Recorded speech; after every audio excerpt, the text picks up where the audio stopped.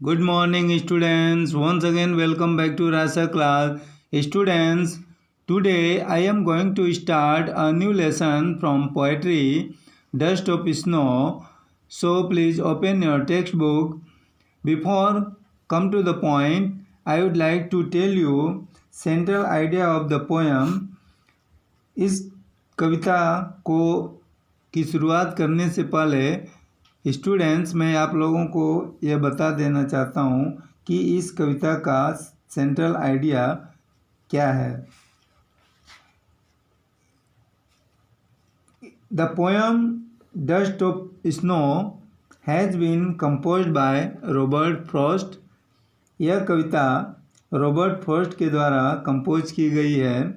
In this poem the poet is describing the natural sites. इस कविता में कवि प्राकृतिक दृश्यों का वर्णन कर रहे हैं। He uses different things to express his ideas.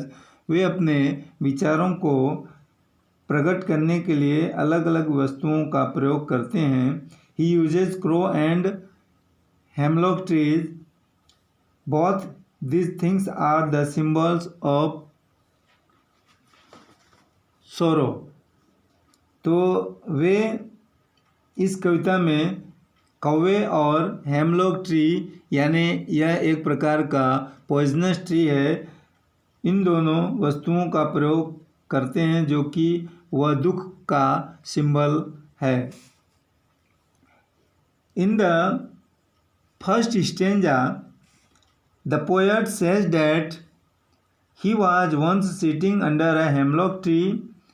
पहले स्टेंजा में कवि कहते हैं कि वह एक बार एक हेमलॉक ट्री यानी जहरीले पेड़ के नीचे बैठे हुए थे। And he was very sad at that time. और उस समय कवि बहुत ही दुखी थे।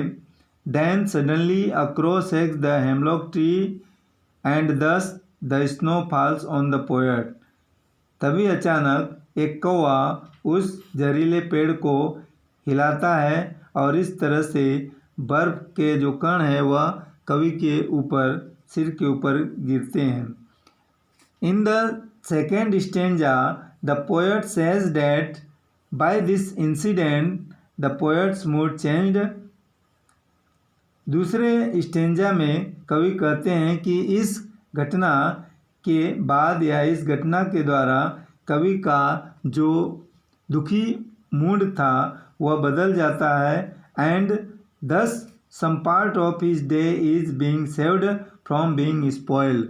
और इस तरह से उस कवि का कुछ दिन का भाग बर्बाद होने से बच जाता है। Thus we find that the pattern और डिस्क्रिप्शन इज़ वेरी गुड। इस तरह से हम पाते हैं कि इस डिस्क्रिप्शन वर्णन का जो पैटर्न है वो बहुत ही अच्छा है। So students, now I am going to read the first stanza. So please listen to me very attentively. The way a crow shook down on me the dust of snow from a hemlock tree। जिस तरह से एक कौवा एक जहरीले पेड़ से बर्फ के कण को मेरे ऊपर गिराता है। Has given my heart a change of mood and saved some part of a day I had rude.